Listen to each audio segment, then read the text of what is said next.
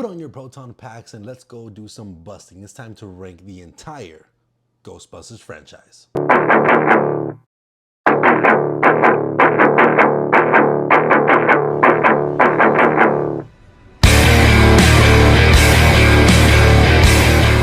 Now, real quick before we get started, make sure to hit that like and subscribe button if you guys like what you've been seeing with all my rankings and reviews. If you guys want to support my channel, doing a like and a comment is the easiest and fastest way. If you guys want to continue supporting my channel in the future run, you can also always go down and hit that subscribe button. That would be much appreciated. And one more last thing before we get started, let's make sure that everybody's respectful when it comes to my ranking or other people's rankings. I want to hear your guys' rankings in the comment section down below of the entire Ghostbusters franchise. I don't expect any of us to have the same exact list. We might have some similarities, we might have some major differences, and we want to make sure that everybody respects each and everyone's opinion, because this is just my opinion and how I have felt with the Ghostbusters franchise. Like I said, I've never grown up with the original two, so Ghostbusters is a lot more fresher to me, and some of the things I may say may not line up with your opinions. And that's movies, baby. Now, I've had a lot of fun going through all these Ghostbusters movies, even for the ones that I haven't seen. I will say that I probably don't dislike any of the Ghostbusters movies that we've gotten in the entirety. You know, even ones that had more controversy, which we'll get into pretty soon here. But I enjoyed pretty much all of them. Of course, I have issues with all of them, and they all have their own flaws and things that I may not like. But at the end of the day, I can really throw on any single one of these movies and have some good fun with it. But without wasting any more time, let's go ahead and get into my number 5. And that is going to be Ghostbusters 2016, the remake. And like I said, this movie had a lot of controversy back in 2016. I was not a part of that conversation. I didn't watch this movie back then. And it was mainly because, you know, I never really was big into Ghostbusters more than I am now. I wasn't that back then.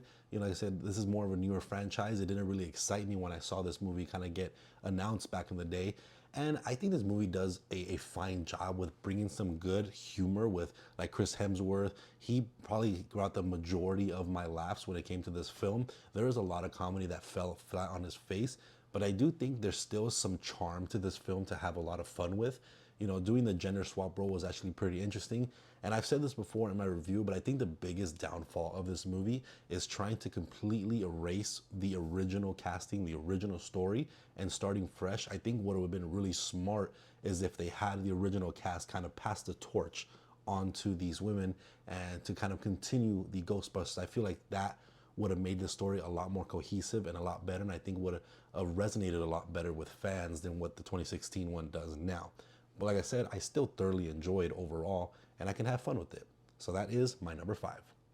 And coming in on number 4, the new kid on the block, Ghostbusters Frozen Empire. Now, this movie, I don't know if it was because I was tired or if it was really late at night or whatever the case may be, but this movie felt like it just dragged way too much. But although that it dragged way too much, I thought that the beginning portion of the movie and the setup was really interesting, had some really good ghost catching sequences, and towards the end when everybody kind of band together to defeat this evil, I thought the beginning and the end were extremely fun, and I had a blast with them. And all the new special effects, like, everything looked amazing in this movie. It was just more so that middle section that didn't really work for me. It just felt like it took way too long to introduce our main villain. And I feel like if they would have introduced them a lot sooner, it would have made for a better movie, and this movie would have been way higher on my ranking. But overall, I still really enjoy this movie. While some comedy did fall flat on its face, I feel like this definitely gave me a lot more laughs, especially with Paul Rudd. He's just such a charming actor and a character within this film. It's hard to not laugh at things that he says because he's just so funny on screen, and everybody loves Paul Rudd. Whatever role he plays, you enjoy him on screen because he's such a charming character. And the rest of the casting too here does a great job. And I think there was plots here that were kind of misleading or definitely undercooked, but overall the film did its job and I had fun with it as a Ghostbusters movie.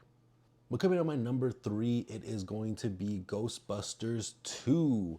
And I really enjoy this movie. I know a lot of people don't really like this one within the first two. This is kind of the reason why Ghostbusters never continued on to make a third or fourth or however many films they were, because it didn't do as well as the original movie. But I thought this movie did a lot of things better than the first film, and I just really enjoyed some of the different aspects of it, some of the comedy of it, some of the action in terms of the ghost busting. The only thing that really fell flat for me was that it is definitely a rehash of the same story from the first movie, and the villain to me wasn't as strong, and the way they kind of portrayed him and the setting of the final battle didn't seem as significant as the first one. And it was kind of just a beat for beat, like I said. So that's kind of what holds it back. But I do think there was a lot of aspects of Ghostbusters 2 that I enjoyed more than the original one. But I can see why that one doesn't really feel as classic. And it doesn't hold as much nostalgia as maybe the first one does to a lot of people. And even to me, to a certain extent, even though I didn't grow up with them, you can definitely tell, how much more kind of precious the original movie is over the second one. Now, before I give you my top two, again, make sure to hit that like and subscribe button, and make sure to put your rankings in the comment section down below. I would love to see what you guys think about the entire Ghostbusters franchise. And with that being said, let's go ahead and get into my number two. Drum roll, please. And my number two is Ghostbusters, the OG, the original one. I know, that might be blasphemy to some of you that are huge fans of the Ghostbusters, huge fans of the original one. But like I said, to me, I've never grown up with the Ghostbusters. It wasn't a franchise that I was there to experience for the first time ever. And I feel like if I did have that experience with the original Ghostbusters, this would have been number one. I feel like it's number one in a lot of people's heart.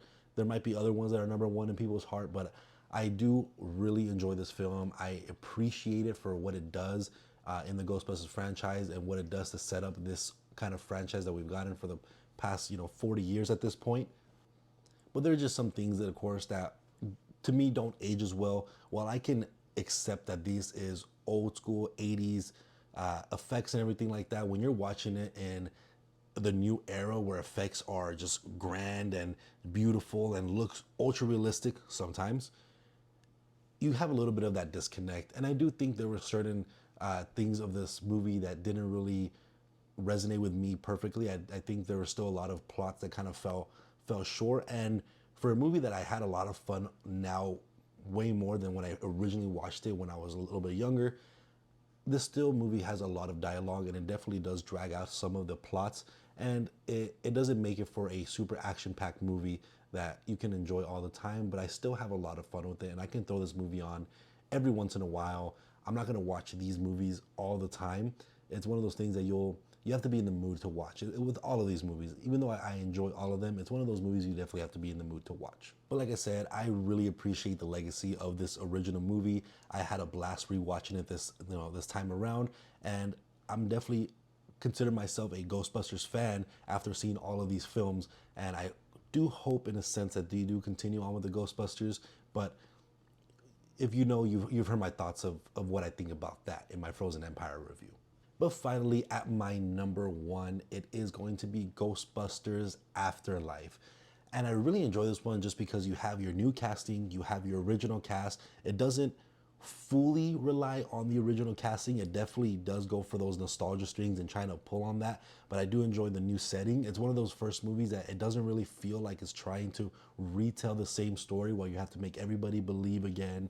And it's this huge, big monster battle in the middle of the city. Everybody's rooting for the Ghostbusters again. This definitely takes a little bit of a different approach in a more urban environment. And I really enjoyed the kind of Spangler family line and kind of how they get implemented into the Ghostbusters and everything like that. So I just really enjoyed the different approach, the different setting, and not to mention the new special effects that this movie had to bring, because we're so much further into our special effects era. It definitely looks a lot more cleaner. The cinematography is a lot more nicer. I think it went in a very good direction. And while it didn't follow up that great with Frozen Empire, and that kind of kills a little bit of the special factor of Afterlife, I still think this movie does an amazing job of being kind of a legacy sequel in a way, and paying respect to the original while being different and keeping the legacy of all the original cast, especially with Spangler's character as well, since he passed away, keeping the legacy with him. And I just really overall enjoyed this movie. I think it did a lot of things very well. There's still some aspects of it that, of course, could have been tweaked. It could have been done better. Like, I wish it was a new villain instead of bringing back the original villain from the first movie. I think it would have been a much better story if there was a whole new villain that we've never talked about before, but that the Ghostbusters have encountered, off screen, something that we've never seen on a movie. But besides that, I still think this movie does everything amazing from beginning to end. It has really good comedy, excuse me, some pretty good emotions, some really good ghost busting action sequences, and just a good story overall that wraps up all together. And I think it ended very, very nicely. And thus, the busting has concluded. Let me know what you guys think about the entire Ghostbusters franchise. Again, like I said in the comment section down below, I'd love to hear your guys' thoughts on all of these movies. I want to see your guys' rankings for sure. And again, if you guys like Time Wasting Movies, TV shows, or video game related, make sure to hit that like and subscribe button. And I'll see you guys on the next video. Thank you.